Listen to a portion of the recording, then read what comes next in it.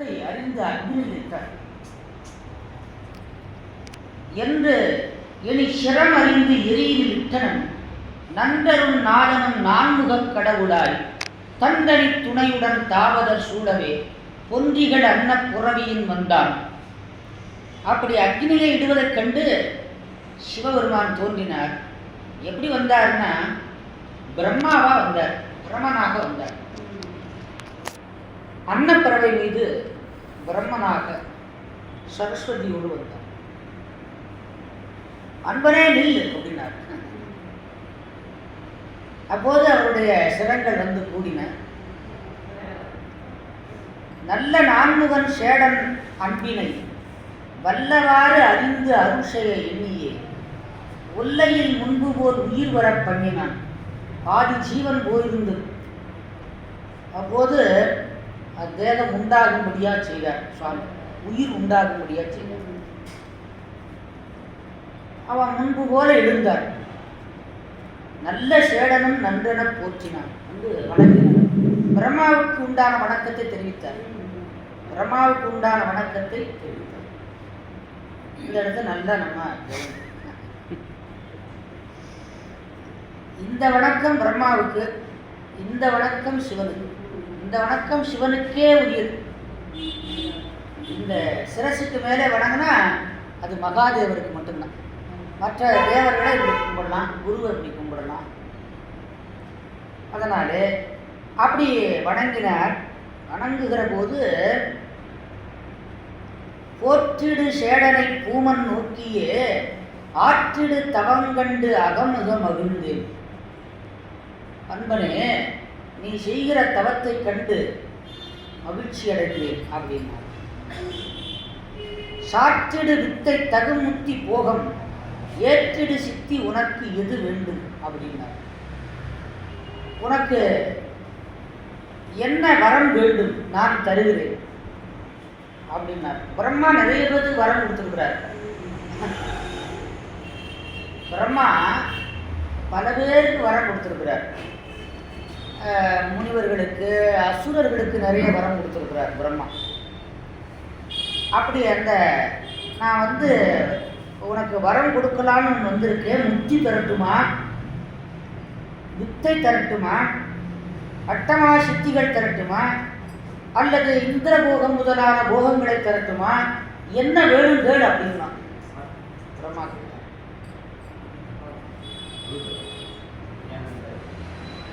அதற்கு இவர் சொன்னாரு, என்றையன் கூறலும் சேடனார் ஈசனை நின்று நான் வேண்டினேன் நீரிவன் வந்ததன் மன்றவும் வேண்டினது எவர்தரின் ஆதரின் நன்றுள்ள பொருள்களில் யாது நீ நயந்தனை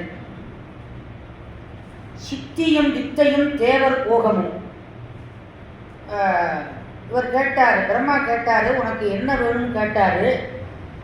இவர் சொன்னாரு, நான் உன்னை வர சொல்லலையே அப்படின்னார். உன்னை நான் வேண்டி தவம் பண்ணவில்லை, உன்னை வர சொல்லலையே அப்படின்னார் ஆதிசேடனார். நம்மளா இருந்தா எவ்வளவு கேட்டுக்கோம் பிரம்மாக்கிட்ட. அப்படி சொல்லுங்க. அதை கேட்டு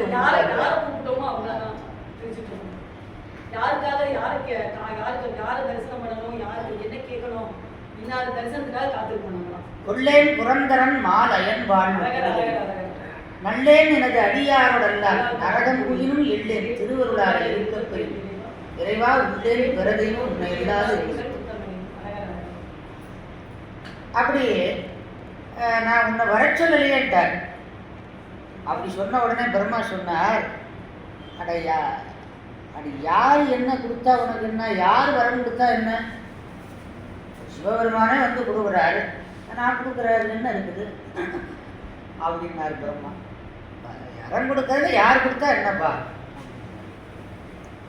இவர் சொன்னாரு, சித்தியும் வித்தையாவும் தேவர் போகமும் முத்தியும் வேண்டினேன்.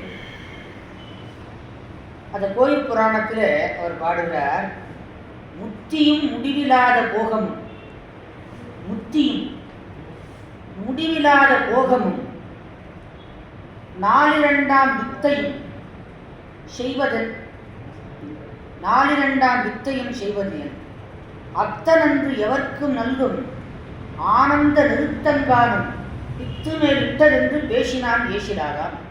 முத்தியும் முடிவிலாத போகமும் நாளிரண்டாம் சித்தியும் வித்தையாகும் செய்வதன் திகழ் வனத்தில் அன்று அத்தன் அன்று எவர்க்கும் நல்கும் ஆனந்த நிறுத்தம் காணும் பித்துமே விட்டதென்று பேசினான் ஏசிடாதான்.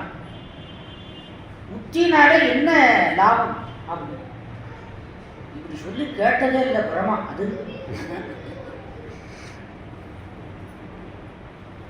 முத்தினாலே என்ன வரப்போகுதுன்னார் யாரு? இந்த ஆதிசன். அட்டமா சித்தினாலே என்ன பயன்? அட்டமா சித்தினா உலகமே ஆச்சரியப்படும். அப்படி சூரியனை வரவிடாமல் தடுக்கலாம், யாருக்கும் தெரியாமல் உடனே மறையலாம், பிரம்மாண்டமான உருவத்தை எடுத்துக்கொள்ளலாம், தண்ணீரில் நடக்கலாம், நெருப்பிலே நடக்கலாம். இது மாதிரி அட்டமா சித்தி. அந்த சித்துக்களாலே என்ன பலன் வேண்டாம்னார். மற்ற வித்தைகளாலே என்ன பலன்? தேவர் போகங்களாலே என்ன பலன்? பிரம்ம விஷ்ணு பதங்களாலே என்ன பலன்? அதெல்லாம் எனக்கு வேண்டாம்னார்.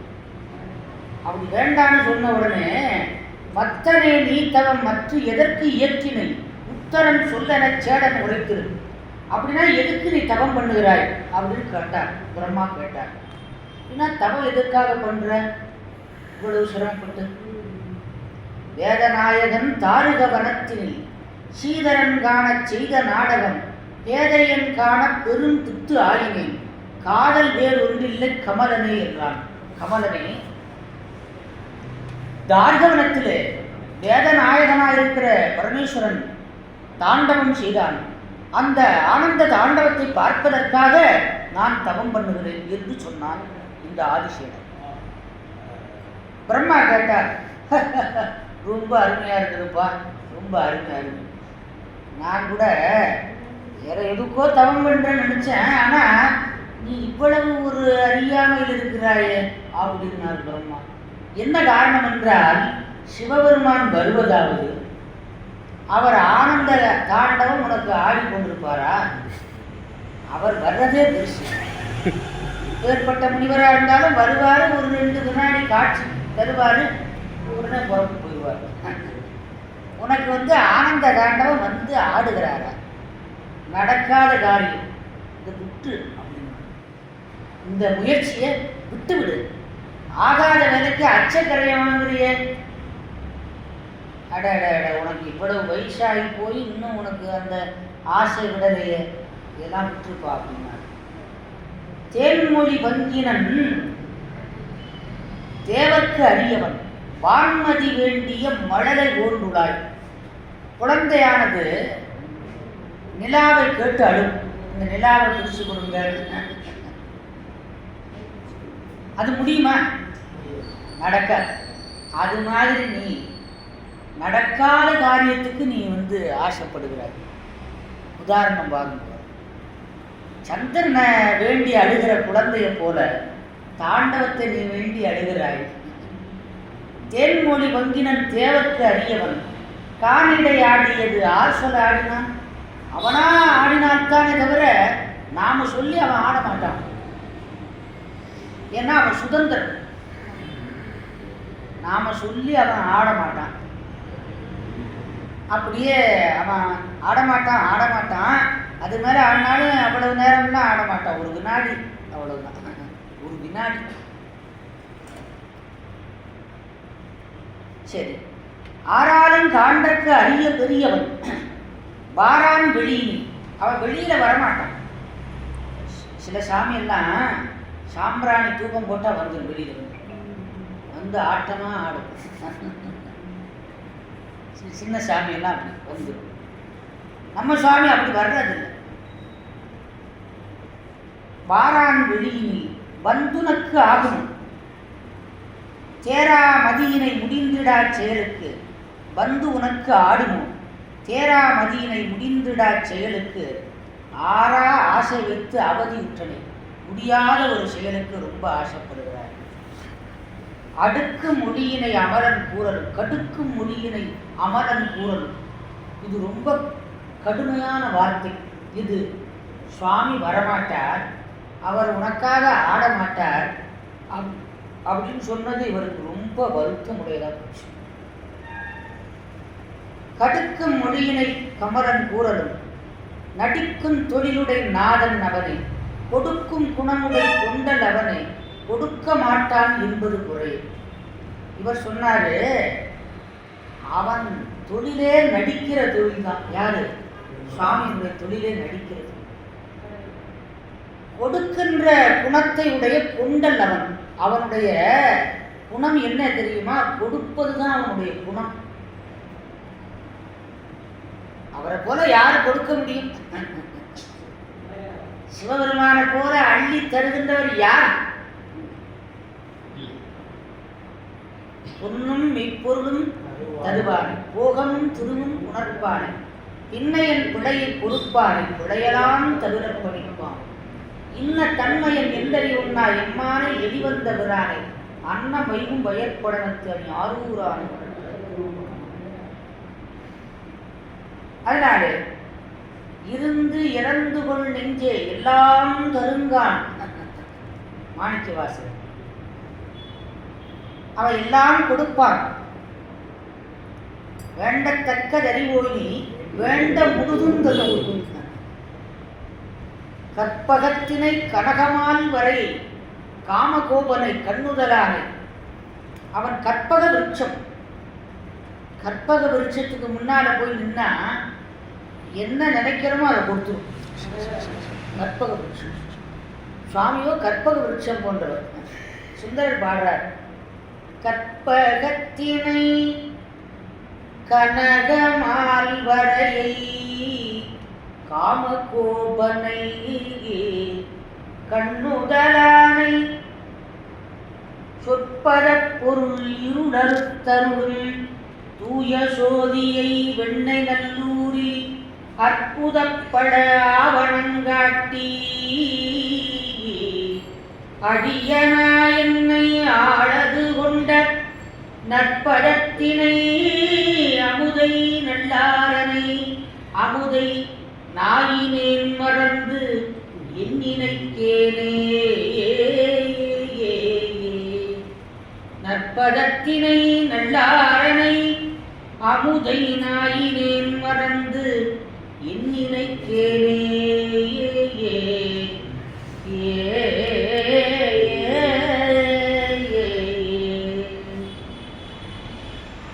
அவன் முள்ளிச்செடிக்கு முத்தி கொடுத்தவன். முள்ளிச்செடிக்கு முத்தி கொடுத்தவன். அப்பேற்பட்ட சுவாமி இல்லைன்னு சொன்ன வரலாறே கிடையாது. ஒருத்தன் குழந்தையா வரணும்னு கேட்டான், குழந்தையா வந்தான். இன்னொருத்தன் கேட்டான், நீ எனக்கு மருமகளா பாகத்தில் இருக்கிற அந்த அம்பிகை எனக்கு மகளா வரணும், நீ மருமகனா வரணும்னு கேட்டா அப்படியே தந்துருனார். மருமகனா வந்தார். அப்படி அவன் கொடுக்காத பொருள் என்ன இருக்கிறது? எல்லாம் கொடுப்பான். கொடுப்பதே அவனுடைய குணம். கொடுக்க மாட்டான் என்பது குறை. அவன் தரமாட்டான்னு சொல்றியே, அது சரியான கூடல், சரியான பாக்கியம். தருகுவன் தாரான் ஆயிடின் உலகில் ஒருவரும் வாழ உபாயம் இல்லை. கொடுக்கின்றவன் மறுத்துவிட்டால் உலகத்தில் யாருக்கும் வாழ்க்கை இல்லை. மேகம் மழை பொழியலைன்னா வேற எப்படி மழை வரும்? வேற யார் மழை கொடுப்பான்? கருமுகில் வழங்கும் வழங்காதாயின் ஒரு பெரு உலகம் ஒளிந்து பூமி. வழங்கும் மேகம் வழங்காத பூமும். அடுத்து அதுதான் வழங்கும் மேகம் வழங்காத பூமும். தளங்கும் சடில தலைவன் தருவான் அழுங்கு வார்த்தை அரைந்தீர் ஐயோ. வழங்காதொழியான் நடனம் என்றான். அவன் நடன காட்சி தராமல் விடமாட்டான், கட்டாயம் தருவான். அவருடைய மன உறுதியை பாருங்க. வந்து சொல்றவர் பிரம்மா வந்து சொல்றாரு, அவருக்கு முன்னாலே இவர் பேசுகிறார். தராமல் இருக்க மாட்டான், கட்டாயம் தருவான். இன்னவாறு அனந்தன் கூறலும் மண்ணு நான்முகன் மிகவும் வருந்தி. பிரம்மா 4 முகம், 4 முகத்தையும் இப்படி ஆச்சரியமா கையை வச்சு அட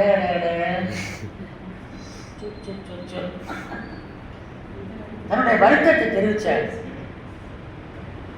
சொன்ன காலம் தொலைந்து போகியும் இன்னும் ஆசை ஒளிந்திலே. இவ்வளவு நாளாகியும் உனக்கு ஆசை குறையல பார். காயமும் காலமும் போய்விடும். உண்மையில் காயம் கொஞ்ச காலத்துக்கு இருக்கும். இந்த தேகம் காலமும் முடிய போகும். உனக்கு வயசாயிடுச்சு. நியாயமே இது நான்முகன் என்றான். இது நியாயமா? காயமும் காலமும் போய்விடின் நீ பெறும் ஆய பயனன் அழிந்துடு என்றான். காயம் அழிந்து விட்டால் நீ பெறக்கூடிய பலன் என்ன இருக்கிறது அப்படின்னார் என்று நான்முகன் இயம்ப அனந்தன் ஒன்றுகள் நடன ஒன்றையே எண்ணி சென்று இறந்து அடுத்த சென்மத்திலாயினும் நன்று நாடகம் காண்பேன் என்றான். இதே நினைவாக இறந்தாலும் அடுத்த ஜென்மத்திலாவது நாடகத்தை காணாமல் விட மாட்டேன் என்றார். சிந்தையின் இதுவாய் செத்தும் திருநடம் காண்பேன் என்றான். இறந்தும் நான் அடுத்த பிறப்பிலாவது ஆனந்த தாண்டவத்தை பார்ப்பேன். என்ன வைராக்கியம் வரும்.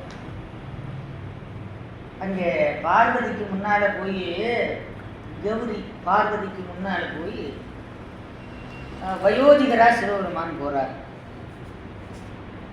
அவளுக்கு சின்ன வயசு 5 வயசு 6 வயசு. எதுக்குமா தவம் பண்றான்னு கேட்டாரு அந்த பெரியவர். இந்த பெரியவர் தான் இந்த பெரியவர் போய் கேட்டார். அப்ப தோழிகள் சொன்னாங்க, அது மாதிரி இந்த தலைவி சிவபெருமானை திருமணம் பண்ணி கொள்வதற்காக தவம் பண்ணி கொண்டிருக்கிறார்கள். அப்படியா சமாச்சாரம்? அவ சாதாரணமா வரமாட்டாமா.